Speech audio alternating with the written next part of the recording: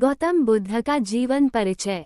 गौतम बुद्ध का जन्म ईसा से 563 साल पहले जब कपिलवस्तु की महारानी महामाया देवी अपने नहर देवदा जा रही थी तो रास्ते में लुम्बिनी वन में हुआ।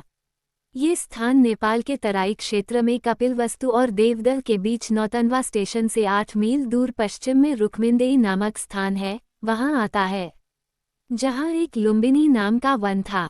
उनका नाम सिद्धार्थ रखा गया। उनके पिता का नाम शुद्धोदन था। जन्म के 7 दिन बाद ही मां का देहांत हो गया। सिद्धार्थ की मौसी गौतमी ने उनका लालन पालन किया। सिद्धार्थ ने गुरु विश्वामित्र के पास वेद और उपनिषद तो पढ़ी ही, राजकाज और युद्ध विद्या की भी शिक्षा ली। कुश्ती, घुड़दौड़, तीर कमान, रथ हाँकने में कोई उसकी बराबरी नहीं कर पाता। सिद्धार्थ के मन में बचपन से ही करुणा भरी थी। उनसे किसी भी प्राणी का दुख नहीं देखा जाता था। ये बात इन उदाहरणों से स्पष्ट भी होती है। घुड़दौड़ में जब घोड़े दौड़ते और उनके मुंह से झाग निकलने लगता तब सिद्धार्थ उन्हें थका जानकर वहीं रोक देते और जीती हुई बाजी हार जाते थे। खेल में भी सिद्धार्थ को खुद हार जाना पसंद था, क्योंकि किसी को हराना और किसी का दुखी होना उनसे नहीं देखा जाता था। एक समय की बात है, सिद्धार्थ को जंगल में किसी शिकारी द्वारा तीर से घायल किया हंस मिला।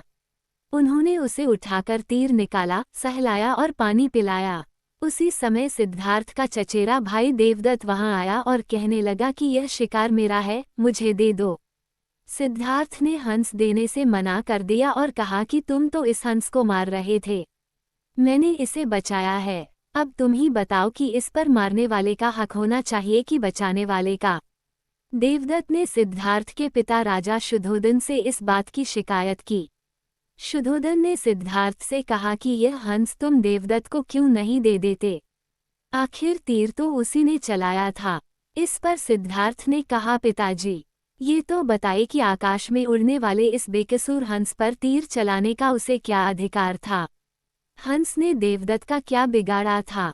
फिर उसने तीर क्यों चलाया, क्यों इसे घायल किया? मुझसे इस प्राणी का दुख देखा नहीं गया, इसलिए मैंने तीर निकालकर इसकी सेवा की, इसके प्राण बचाए। हक तो इस पर मेरा ही होना चाहिए। राजा शुद्धोदन को सिद्धार्थ की बात जंच गई। उन्होंने कहा कि ठीक है, तुम्हारा कहना, मारने वाले से बचाने वाला ही बड़ा है, इस पर तुम्हारा ही हक है। शाक्य वंश में जन्मे सिद्धार्थ का 16 वर्ष की उम्र में दंडपाणी शाक्य की कन्या यशोधरा के साथ हुआ। राजा शुद्धोदन ने सिद्धार्थ के लिए भोग विलास का भरपूर प्रबंध कर दिया। 3 ऋतुओं के लायक 3 सुंदर महल बनवा दिए। वहां पर नाच गान और मनोरंजन की सारी सामग्री जुटा दी गई।